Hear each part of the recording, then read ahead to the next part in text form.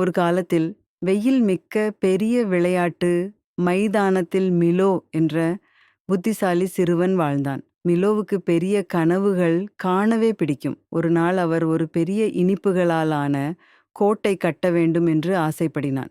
ஒரு நாள் மிலோ ஒரு இனிப்பு கடையின் அருகே நடந்து சென்றான். கடையை பார்த்தான்.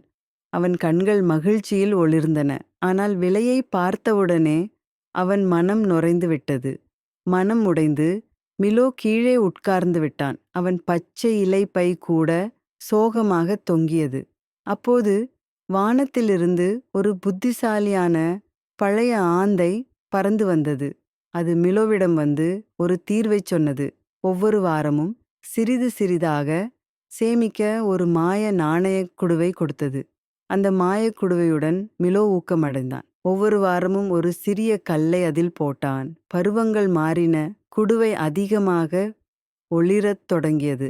ஒரு நாள் அந்த குடுவை திடீரென்று திறந்து ஒரு வரைபடத்தை வெளிக்காட்டியது. அதுதான் அவன் கனவுகளின் இனிப்பு கோட்டைக்கான வழி. மகிழ்ச்சியுடன் மிலோ தனது கனவுகள் நனவானதை உணர்ந்தான்.